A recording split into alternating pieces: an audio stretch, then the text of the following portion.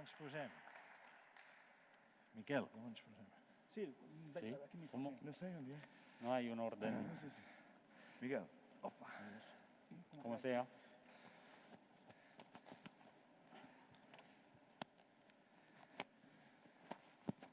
Bueno, buenos días. Buenos días. Es un placer volver a estar aquí en esta última jornada. Good morning. It's a pleasure to be here in the last day of a festival that has proved that culture is not only safe, but something that is an essential necessity that we cannot leave out ever. So it is a pleasure to be here with the audience, and we'd really like to thank you for making the effort in such completely difficult circumstances to be here and listen to us. And same thing goes for the people who are listening to us from home. So when we started discussing with the Hay organizers about how this debate was going to be, Europe was living in a different situation. The threats for Europe seem to be multiplying. And you know that at the end of July there was a historical agreement among everybody. Everybody had to make some concessions, and this is how several billion euros, 100 billion euros were mobilized. So let's see to what extent the bridges have been actually rebuilt after that, and old wounds have been healed. So I'm really like to discuss this with the people here, and but I'm not going to introduce them all of them because we have only very limited time, and they are all.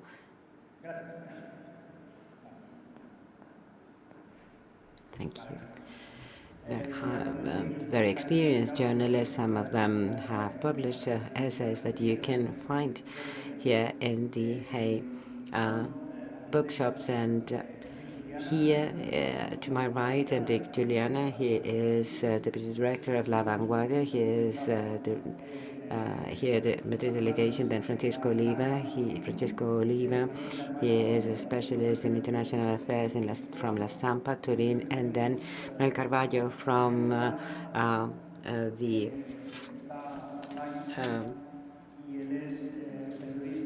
from Lisbon, and then Manuel Moerland, who is he is a director of the NRC Handelsblad in Amsterdam. So without further ado, I'd like to submit the first question to you.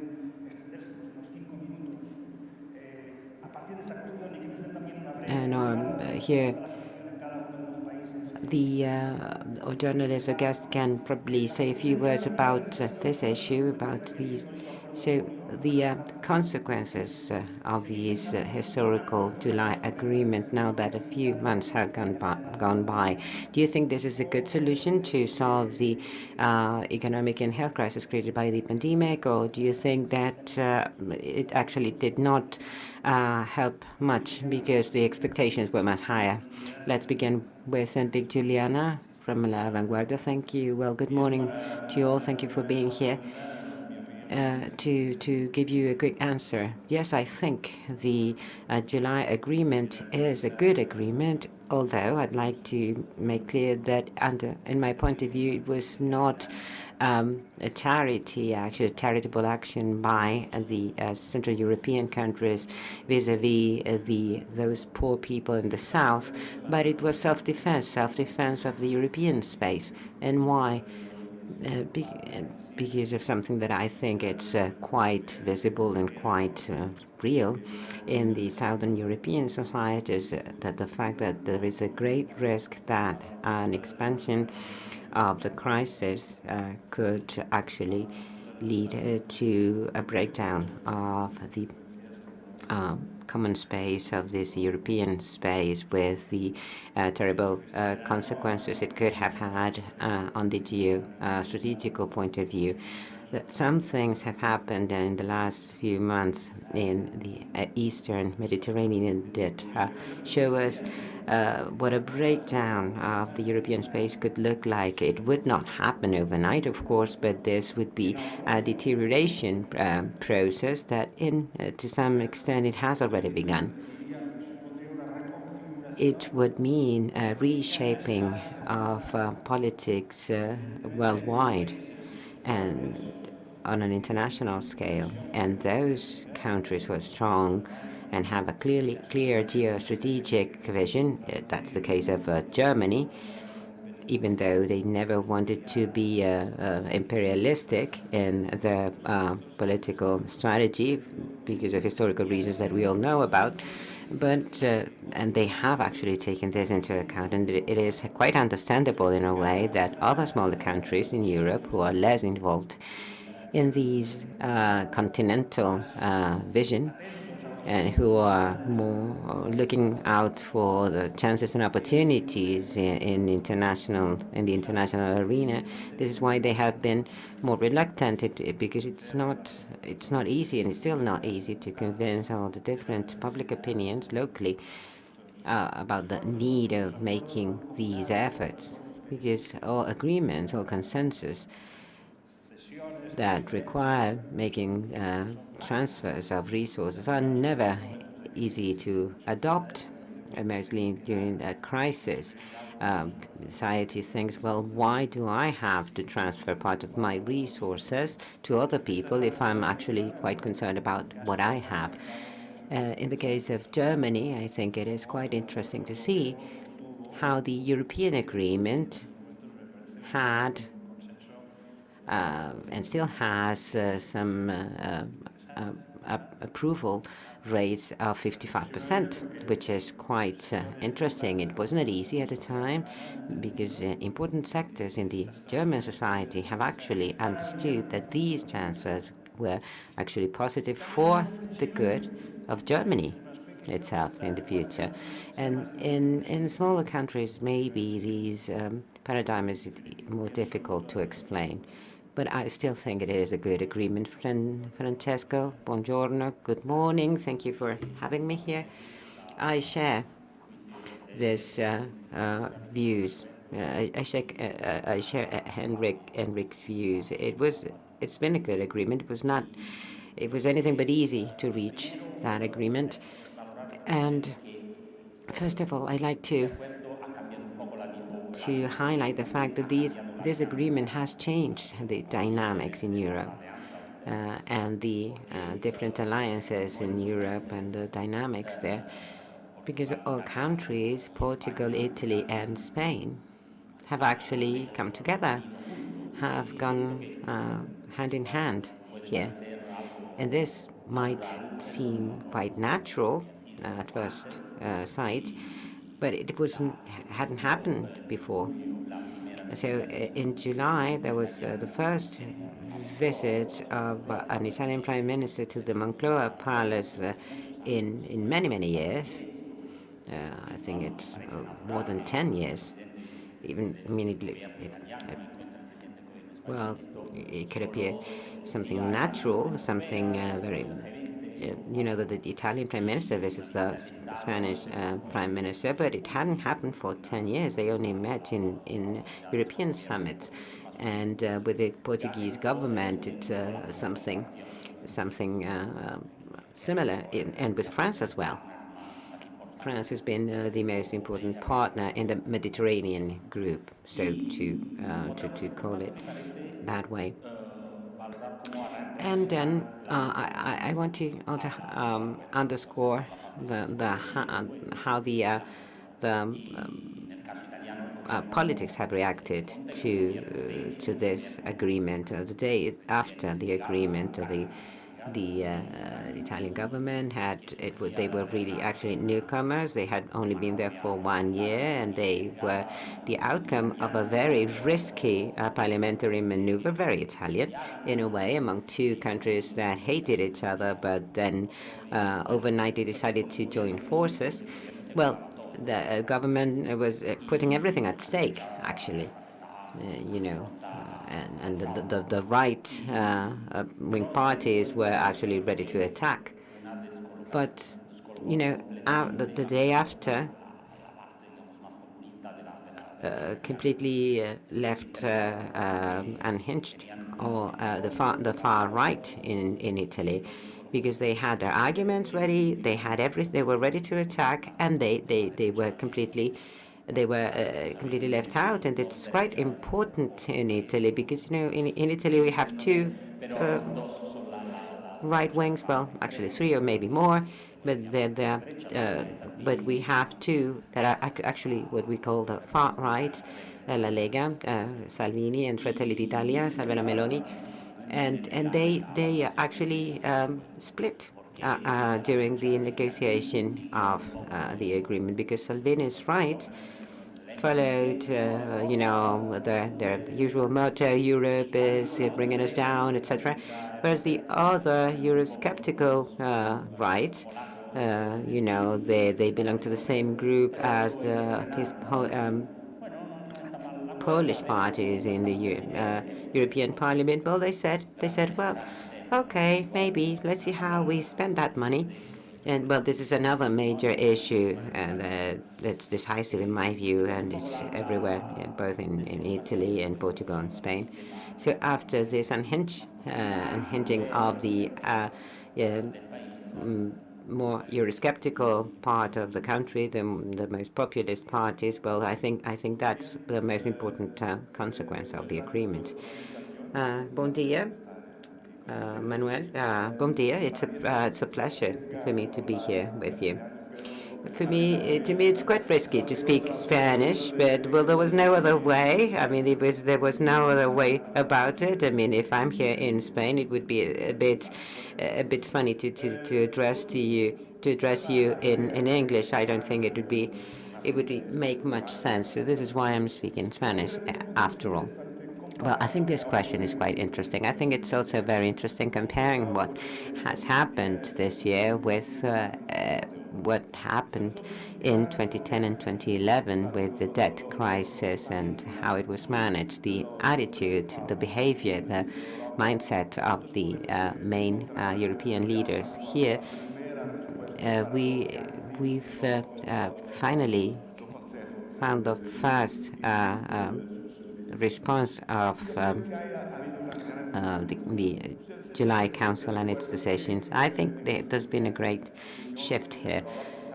In 2010, 2011, you'll remember that Europe had been divided between the good guys and the pigs, Portugal, Italy, Greece, and Spain. But it's clear that the nature of this crisis is quite different from the previous one. In the debt crisis, there was a moral risk. There had been behaviors that had been less than healthy by certain European governments. But it's clear that the pandemic never, chooses or picks up any country, that never never chooses and selects women from men or some countries from the others. It's a universal and cross-cutting event. But in 2010 and 2011, we saw there was a complete lack of solidarity in Europe. There was persecution of policing of all those who had been the bad guys to try and save the good ones, the good guys. But here, things have changed, in my view. We have actually seen and witnessed how, in the design of these health support packages, there were some reluctances, the frugal countries who interfered in the decision, but the driving force of the German-French axis did not allow for a repetition of the 2010-2011 situation.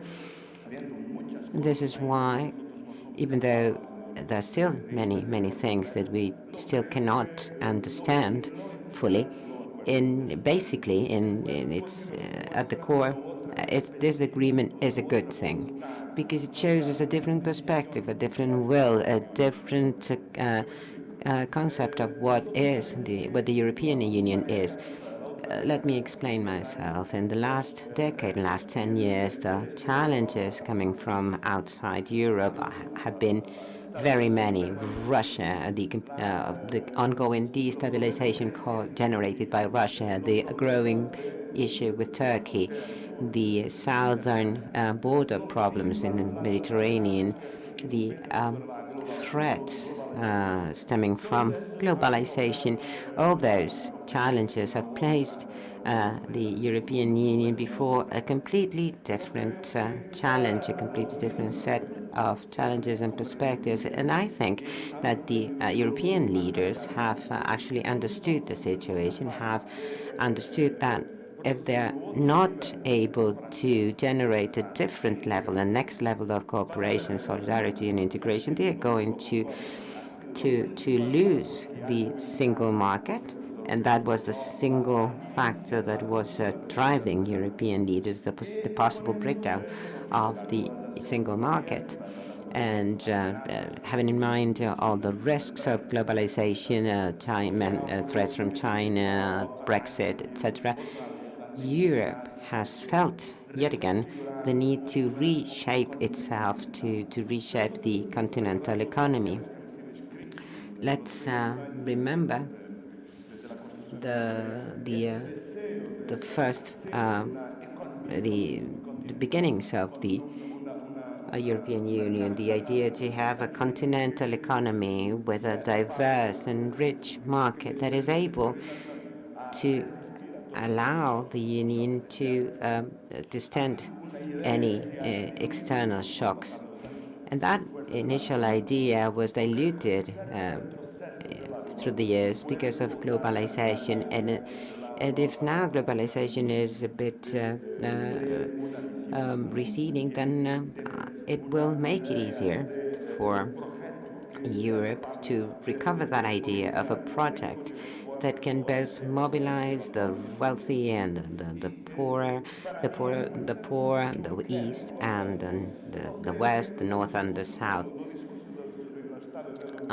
Maybe it's a bit naive, but I think that the speech of the Union and the State of the Union by Ursula von der Leyen, and everything that has been able to come up for all the measures for Italy, for Portugal, and Spain. Well, they are good outcomes, and for this to be maintained, Europe needs to start solving its own internal and domestic problems. The radicalization of the right, and this is why the implementation of Article 7, respect of a democracy, to access those funds, to impose that to countries like Poland and Hungary, will actually tell us a lot about what the Union is going to become in the next few years. Your Spanish is brilliant, just like Francesco's, so no problem. Now let's move on to the Netherlands. Goedemorgen. Hi. Hello. We can hear you. René, hola René. Good morning, René. No podemos escucharle. Apparently, we have no sound. Bueno, si acaso corremos una intervención. Well, maybe let's just skip.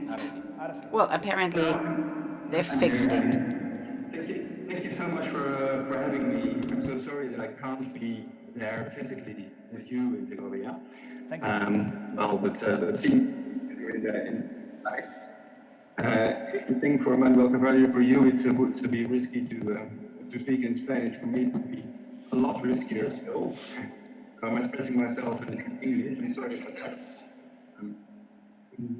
Anything else and then just put up some Spanish colors behind me. You've touched others. I think you've seen other images from the Netherlands in the last months. I'm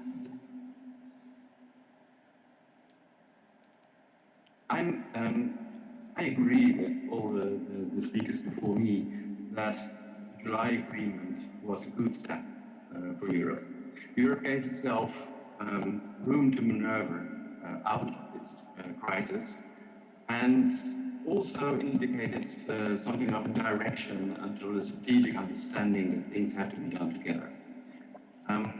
As Francesco Olivo already said, the political dynamics changed as well, and I think we're far from really understanding how far this will go. In the negotiations, there have been very difficult moments, of course, where the Netherlands played hardball. Mr. Rutte, the Prime Minister of the Netherlands, was sometimes called the new Mr. No. There is, I think, fundamental difference between the Dutch position and the, for instance, the British position in the present years, where there, because even in the Netherlands, the majority is clearly pro-European, and the understanding of the strategic direction of Europe is to do things together. But in the hard positions, you saw something of the political fights to come in the coming months and years, because as the European integration is moving further on, political fights will be more intense as well. And this might bring in some very difficult moments. For instance, in the Netherlands, it's clear that although most of the parties are clearly pro-European, direction is not sufficiently explained, I think, to the local electorate. But also the consequences of having Brussels more weight on national decisions, also in the south of Europe, will probably cause more political opposition as well in the coming years. So I think the political dynamics might be quite intense in the coming years, and years to come are not necessarily very easy. Thank you, René. Hay una cuestión que, bueno, ha hecho una descripción antes Francesco talked about the degree of consensus achieved in the Italian politics.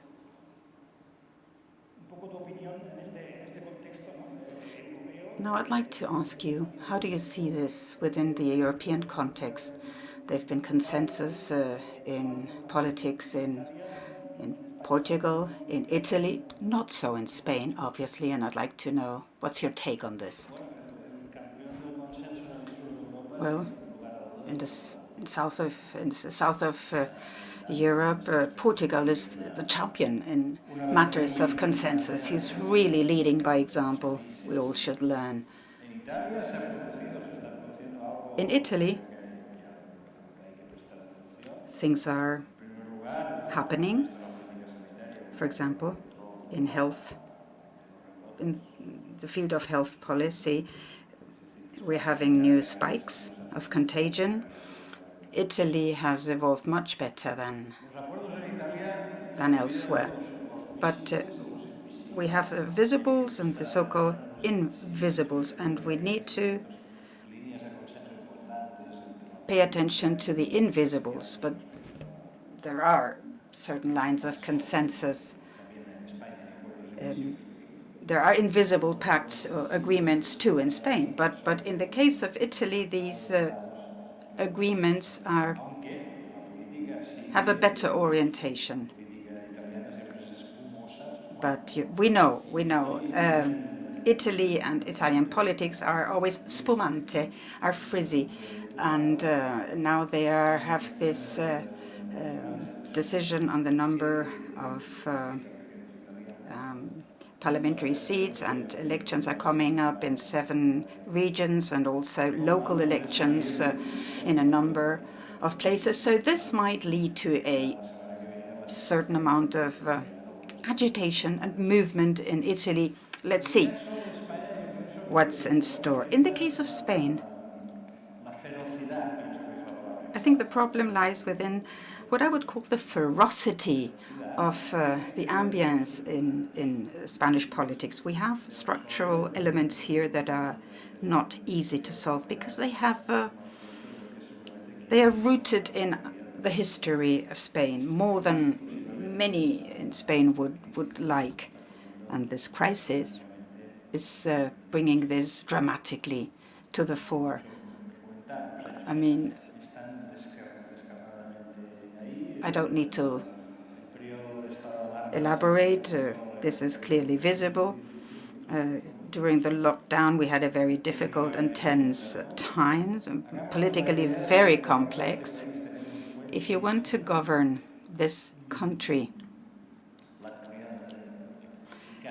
against the region of Madrid and almost against the region of Catalonia, you have a lot of headwind, and it's very difficult, if not impossible. Madrid and Catalonia today are what we might call the two economic poles in the country. So this is what happened in springtime, and it's also happening now. Now, remember, in the case of Italy,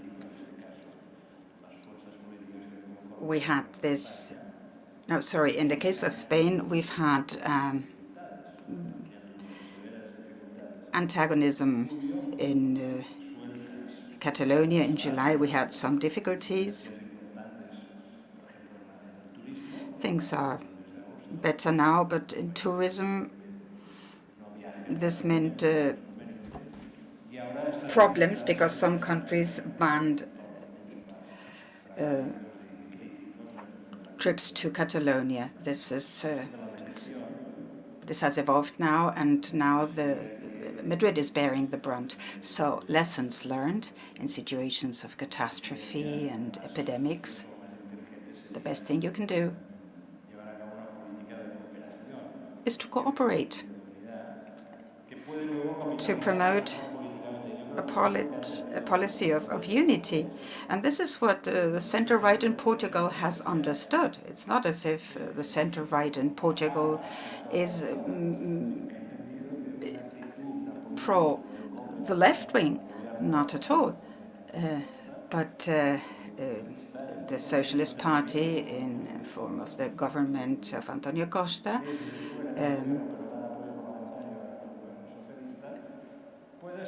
with the left-wing parties, can be good, even for the opposition party, that is the center-right, to a certain extent, because maybe in the long run they can say, when the country was in dire straits, we helped.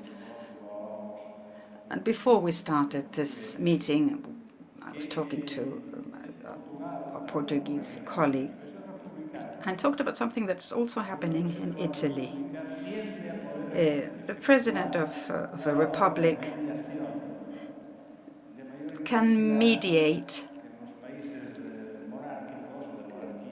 better than kings, where we have a parliamentary monarchy, where the monarch is removed from the political arena necessarily. In the case of a republican structure, all differences considered, the president in a republic has some leeway and can intervene. So, in the case of these two countries, the presidents of the republic, both in Portugal and Italy, have a prestige and can mediate and moderate what is happening. In our case, with our parliamentary monarchy, the king necessarily has to stay aloof. He can't participate under our constitution. And furthermore, things have happened that complicate even further the potential role that the king might play in Spain. So, today, one of the problems in Spain is that in moments of strong political tensions, where there are incredible tensions politically speaking, with real ferocity in the clashes, there is no self-moderation in the political field, so it's not easy. Well, it's quite passionating to compare different results and different responses to the same problem. So, as this is a passionating exercise, as I said, well, let's see, let's compare the situation in other countries and see what the solutions are they are applying. Well, there's something that Enric has already mentioned, and it has already come up in many countries of Europe. It's the relationship between the regions or the municipal or local authorities and the central governments. In this case, Italy and Spain are quite similar. He was mentioning Catalonia and the region of Madrid, where the pandemic hit harder and the hardest. And then same thing happened in Italy in the regions that were under government of the opposition parties, Lombardia and Piemonte, which are governed by the opposition parties, the La Lega Norte, etc. So these dynamics are quite interesting, and we cannot, we don't have the time to get into many details now, but there's something that has also played a role in other countries, such as the US, for instance, these tensions between the president and the governors, and Brazil, and even Portugal. Portugal has fewer territorial problems. Well, but I mean, because we're smaller, yes, but everything can happen everywhere. In regions, even among provinces. There is let's say, a complicated situation for co-governing. So in the case of Italy, it is not really a federal country, but public health is under regional competences, is under it's the power in the hands of the regions, and that's been a major issue. I've read very recent polls where people are really demanding for a single command. Even those who don't live in Lombardy, who live in Lombardy, in the Lombardy region, and are not voting for the government, and even those in the Veneto region, the Venetian region, they are also where the opposition parties have a majority of even 70%. Well, they still are demanding a single command of the situation. They want the state, the central state, to take the reins of the situation. We've heard a lot and discussed a lot about emotions, how emotions have played a role, and this is a recurring issue, a leitmotif. And I believe that the most prevalent reaction everywhere in the world has been fear. The same fear that fed populisms everywhere. There's the fear strategy, the fear factor. It's a good definition, I think. Well, it became something. I mean, it actually led the people to think, well, I actually need the state. So the star tool for populism, and not only far-right populism, also, but in most cases, yes, it's actually backlashed. So people didn't want to speak about immigrants, and they didn't really. They forgot about those issues, and they only cared about their own lives and their survival, the survival of the parents, of the children, and society as we know it. And so I think this has been another major subject, how fear has been managed in Europe, and not only in Europe. Well, I don't think that we'd actually reach a consensus in Portugal. We've reached a compromise in in Portuguese politics. But well, actually the they come from a different place, and they've gone somewhere and they're going in a different direction than in the rest of Europe. I mean, there's been a polarization and a fragmentation of political forces in many countries, whereas in Portugal, we had the situation where we had the elections, and in 2015, the majority of the parliament was made by left-wing parties, and our president, Antonio Costa, who's a very respected figure, decided to get a commitment by the Communist Party, who is the historical enemy of the socialists. There's always been this tension and this rivalry, constant rivalry in 40 years in the Portuguese parliament between the socialists and the communists, but he managed to reach a commitment from the Communist Party, from the Trotskyist Party, so to speak, and he managed to reach what we call actually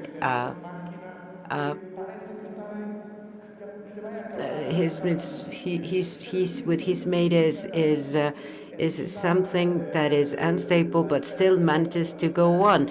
I mean, it looks like actually a contraption is what we call a contraption. I mean, a contraption that it looks as if it's going to come apart at any moment, but then it still works, and so that's this contraption is working, and that's what Antonio Costa managed to do. And now with the pandemic, we have a new reality. If this contraption doesn't work, then we know that the center-right party is ready to support the coalition. If the communists and the left-wing bloc the communists are not supporting the government, at least the socialists knows that the Social Democrats will abstain to support their actions and their policies. So it's a climate of actually of compromise that is quite foreign to Portuguese politics. I mean, our politics is usually more aggressive under a permanent state of tension. The opposition leader is always a politician who's against everything. But now things have changed. And after the pandemic, they have changed even more. And I think this has been quite important. And it's been, I mean, the citizens, I mean, the people are actually very thankful for that. I mean, the role of the president of a republic, he is the selfie president. I mean, he's so popular. The Portuguese, every single Portuguese citizen would like to have a selfie taken with the president. So he's so popular, and he has so much prestige. I mean, he's so prestigious that he can actually be an excellent mediator and very effective as well. And if all parties are aware of the fact that if they are to blame for the fall of this government, they know that they will be blamed for that, and they will be actually paying the price of doing that. This has been actually quite important. We have many issues, many problems to solve. But now, if you have to face such a serious health problems, health issues, well, then, I mean, of course, I mean, this is so much more important that you need to forget about any domestic wars between parties. Well, René, I'd like to ask you about something. I mean, depending on how the state is organized, countries have responded in different ways. Enric Juliana was mentioning the difficulties of the monarchy in the constitution, parliamentary monarchy in Spain, the difficulties it raised to lead a complex political situation, something that in Italy and Portugal they have managed and succeeded in navigating this crisis. What do you think? You are from a monarchic country as well, although. Yes. Well, thank you. I hope it works better now than it did before. Bueno, creo que And if not, let me know. Yes, I do recognize something Manuel Carvalho did. That is that while navigating this crisis, there is some rallying around the government line inside the country. Prime Minister Mark Rutte is more popular than before. That the real harsh times still are to come, because we're now asking this as if it is somewhat over, and if we are going back to normal, so to say. But we all know that we are not, and we are probably going to confront harsh times in health matters. Due to the coronavirus, there will be elections in these times. The crisis will be during and have lasting consequences for different European countries inside and between them as well. So I think there's a real risk of what Enric Juliana talked about, that is the ferocity of political debate will even become harsher. I think it's important for that the different political leaders do express themselves, continue to express themselves on where they see the European strategic common interests go in the globalized context. One of the speakers already referred to China, to Russia, to the environment of Europe. This will have to be part of European discussion in the coming months, I think. Thank you, René. Ahora nos quedan poco menos de 10 minutos. Yo pediría un esfuerzo de síntesis. Only less than 5 minutes left. So I'd like to ask you to try and recap and be synthetic as much as you can. And thinking of the Hay Festival 2021, how do you think that the European project will have evolved by then? I mean, it's not only, and we know that everything related to the pandemic is quite unforeseeable, but we have a future that's quite uncertain, a re-election, a very possible re-election of Donald Trump in the US, and the next European semester. So what do you think? How the situation is going to look like when we come back here next year? Well, it's going to be quite complicated, of course. It's always difficult to make any predictions, but even more so in these times, because we're living in situations that they are very difficult to predict in the short term. It makes it even more difficult to predict anything for the long term. So hopefully in the next few months we will have the vaccine that will start being used widely, and probably will have some treatment drugs that will be effective. We all want to make things, to be optimistic and be positive and think that probably by the spring things will have really become much better, and very much so in the summer. And for countries such as Spain, that will entail economic recovery and so many other things. And I think that we need to stay positive. You don't want to have a breakdown, actually. But we need to bear in mind that it might not be the case, and things that can actually become very complicated. In the international arena, I think there is we have a very important milestone, which are the U.S. elections. And some observers say that, analysts say that Biden probably could win, but of course we need to be prepared for the other outcome, and if the other outcome comes to be, well, for the European project, the situation in the next few years will be much more difficult, much more challenging, and especially for a country like Spain, whose Atlantic role is very strong. So these are very important caveats we need to have in mind. I mean, of course, the human mindset tries to detect first what the dangers lie and what threats could be. The threats could be, that the pandemic lasts longer than anticipated, that the vaccines are not properly working, that the U.S., that Trump is re-elected in the U.S., that in the Middle East the situation gets more complicated, and the rift goes from Libya to the virus. So you need actually to think in more positive terms, I believe, as well. I mean, Europe is a space where democracy prevails, still going strong, still. Prosperity and wealth are still strong.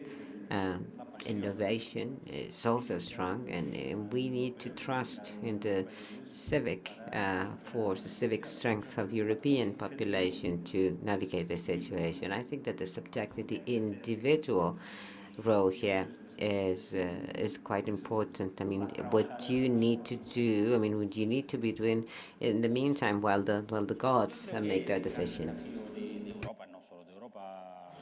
In the case of Europe, and not only for Europe, the challenge lies in how the vaccine will be handled.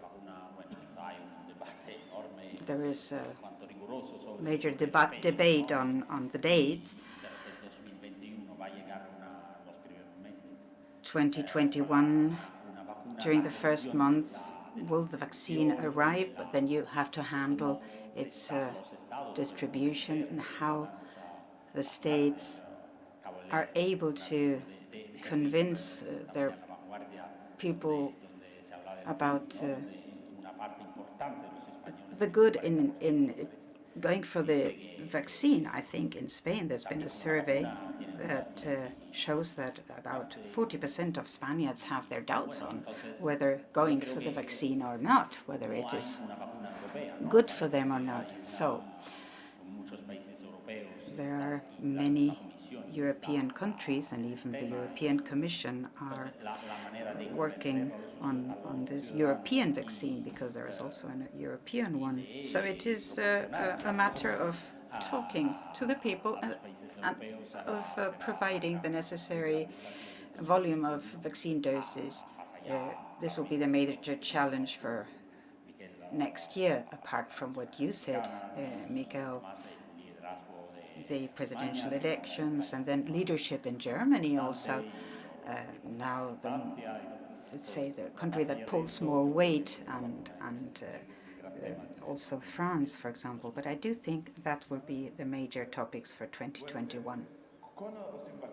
Now, with or without a vaccine, we do know that the crisis will be terrible. And if that is the case, and if a crisis impacts on the situation of people, when the situation deteriorates and things worsen,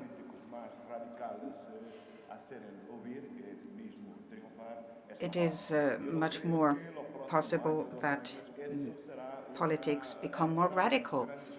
And so I do think this is something to bear in mind in the coming years.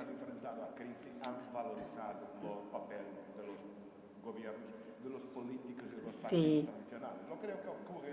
way governments have handled the crisis has helped to showcase their worth and how people see them, at least in Portugal, and I think also elsewhere too. So it will take time to overcome the crisis, and the more radical, the more autocratic political movements and parties in the European Union are a matter of concern to me. I'm afraid they may gain more weight in the years to come. And now, going back to Miguel's question, what is going to happen in Germany and in France.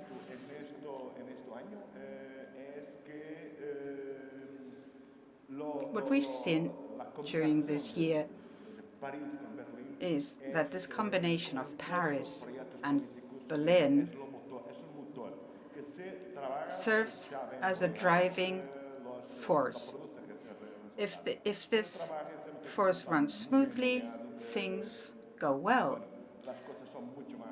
If not, things tend to become much more complicated. Mientras todo, fácil llegar a la negociación de 1.8 billones de euros. This 1.8 billion euro has been negotiated with some countries that were rather against this whole idea. And at the end, things have turned well because somebody insisted with the necessary clout. So, as I said, the more populist movements are to be borne in mind, but then it is this axis between Germany and France that will be moving things. Let's finish.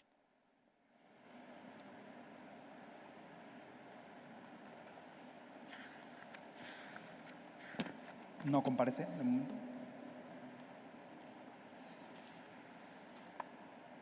Sorry, Hi. No, well, I didn't hear the question. Sorry. You fell away. Te preguntábamos si dentro de un año nos volvemos a reunir. Let's say we meet again in a year's time. ¿Cuál crees que será la situación del proyecto europeo, más allá de las dudas que plantea la evolución de la pandemia? Huge question you're asking me right there. I think the perception of common and shared interest will still be there, will even be bigger. It does really help that the corona crisis is something that the others in the European Union cannot be blamed for. It's really a common challenge that Europe is facing. But it's true that who's being in power in Berlin and 1 year later in Paris will be of a decisive influence in how this common power will move on in the European Union. I think there will also be more tensions between Brussels that will have to have a bigger influence on national policies, whereas the political credibility will not necessarily be bigger. So that might create new tensions as well. Now we're all happy looking to Brussels because there's this huge package to go forward to the first exit strategy of the crisis now. But as it lingers on, there will be more tensions. So the common shared interest, strategic interest, will still be there, but this will go hand in hand with bigger tensions, I think, in different countries. De acuerdo, pues hemos pasado ya del tiempo. Okay, we're running late. We're out of time, so let me just, in closing, say a thank you to everyone here. After so many months, it's lovely to have real people on the other side. So thank you and goodbye.